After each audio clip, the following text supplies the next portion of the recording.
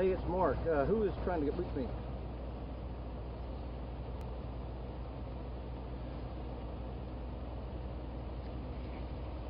The pictures in here are the same guy, but just different shots. Yes, those are newer. The first picture that went out was a DMV photo.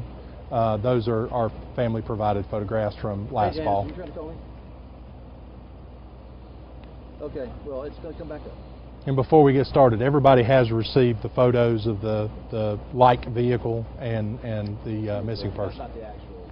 No, that is just a like vehicle. Mm-hmm. Good, Mark. No. What can I do for you, man? You good? No, I need to get your hat again, man. What do you need? Shadow.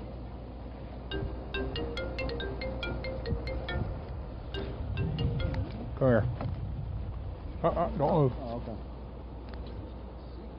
Probably Yeah, sweaty. you're left-handed. Probably all sweaty.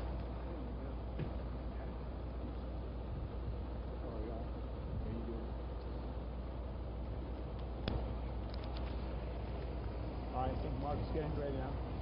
Mark is getting ready. Mark is ready.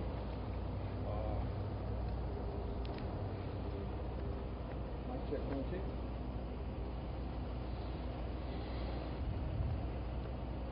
Mic check 1.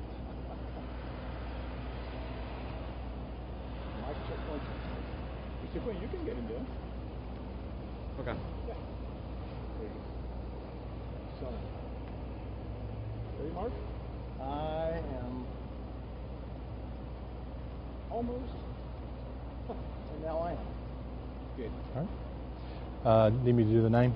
Yeah, please. Okay. It's Jason Brown, Jason Brown, Chief Deputy with the Henderson County Sheriff's Office. Jeremy Queen, JeremyQueen, Captain, Transylvania County Sheriff's Office. Appreciate each of you coming back together on such short notice. Right after we left you this morning, we received information that at approximately 8:35 a.m. on this date, Thomas Bryson, a 68-year-old white male, approximately 5 feet 9 inches, 175 pounds with gray mustache and hair, left his residence off of South Mills River Road, driving a silver Honda Ridgeline, North Carolina registration, A. Adam R. Robert, 7345. Mr. Bryson was en route to pick up a family member for a doctor's appointment a short distance away and never arrived. It was reported to our office at approximately 9:29 a.m. As a missing persons. At this point, we have nothing to indicate that Mr. Bryson's whereabouts have anything to do with the manhunt for Mr. Stroop. However, due to the location, we are treating this as a worst-case scenario and are looking for Mr. Bryson.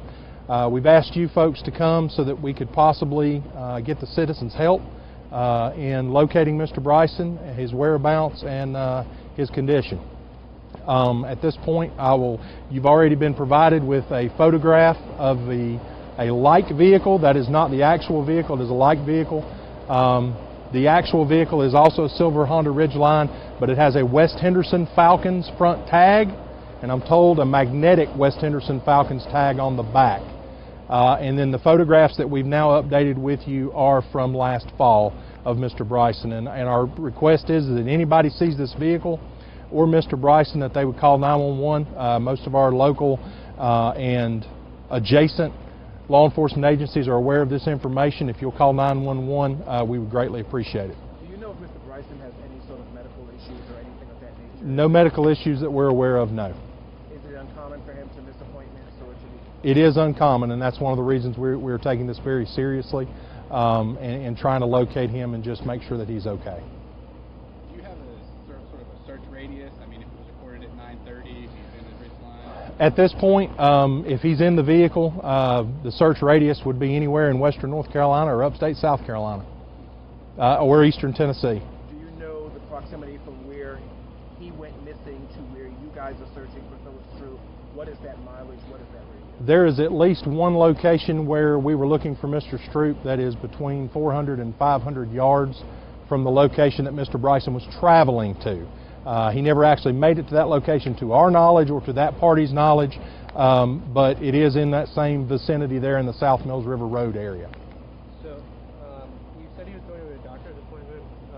How far away was that doctor? Was it right here in Mills River, or was it? I don't really want to get into the location of the doctor. I can let you know that the doctor's office has been notified, and they will be calling us should Mr. Bryson show up.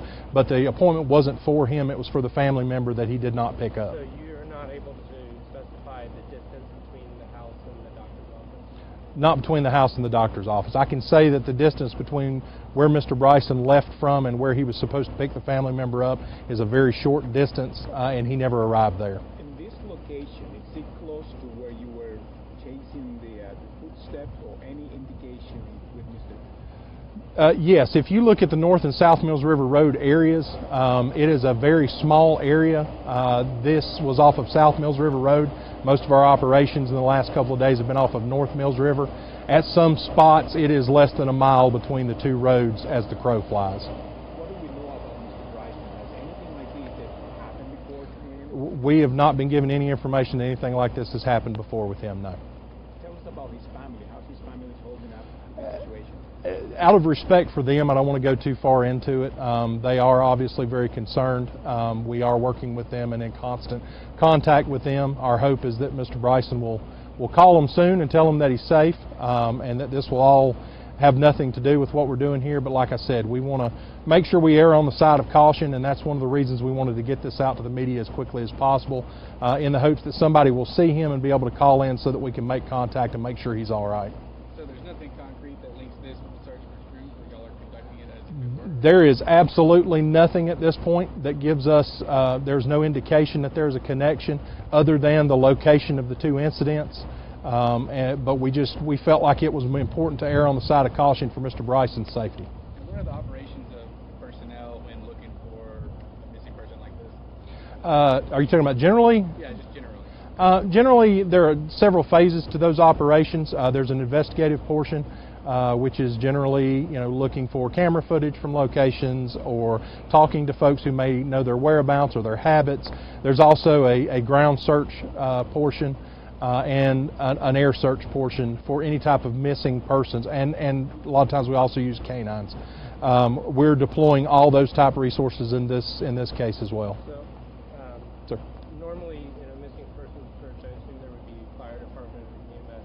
Will those people be prohibited from the search because of this armed suspect? No, at this point we do have fire and EMS on scene that are assisting us. Like I said, we're treating it as a missing person, but none of the teams, fire EMS teams, will go out without law enforcement cover, just as a precaution. And you've heard no tips yet, no sightings of a ridgeline yet? No, we've not had anything yet. What are your thoughts about the situation since he has a lot of survival skills? Right. The river, Right. most likely was spotted by the river. Now a very common situation of a fugitive. Right. A car disappearing. What are your thoughts about all of these dots connecting kind of together? Well, that's one of the reasons we're going to treat this as if it's a worst case scenario. I mean, my hope is that there's just a misunderstanding and Mr. Bryson shows back up at home. But because of what we've been dealing with for the last few days in the location, we're going to assume the worst and operate off of that, and hope that we're wrong. But it would be wrong of us not to err on the side of caution and do everything that we possibly could. Where do we go from here? What is Plan B for everything that's taking place right here? At this point, the biggest thing that we can do is get that information out, which is why you guys are so critical. Get that information out.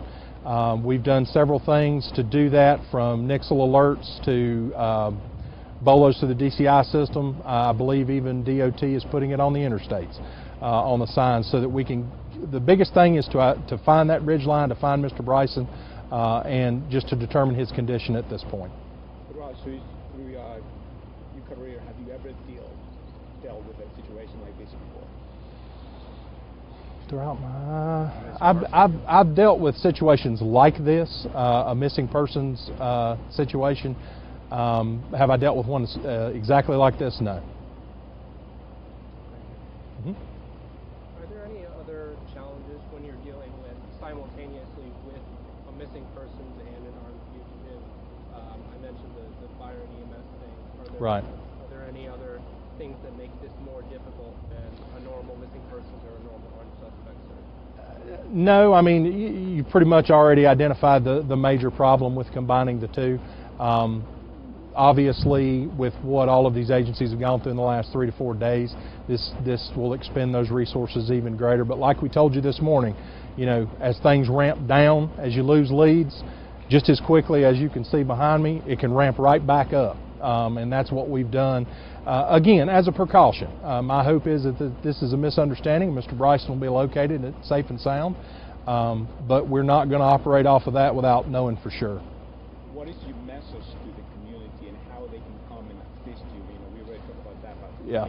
I will tell you, the community is the eyes and ears. We're not everywhere, obviously. On top of the fact, let's just be honest, if someone's trying to avoid us, generally it's pretty easy to avoid us. Most of us are marked and most of us are wearing uniforms. But the community is hard to avoid. They are the eyes and ears everywhere, and what we need is information. We ask that if you have any information concerning the location of Mr. Bryson or this vehicle, or obviously Mr. Stroop, please call 911 to your local agency. That's the quickest way to get a response, and we will certainly follow up on every lead as they come in. And U.S. Marshals still assisting with? Yes, yes. Marshal Service is still, their Fugitive Task Force is still assisting with the operation.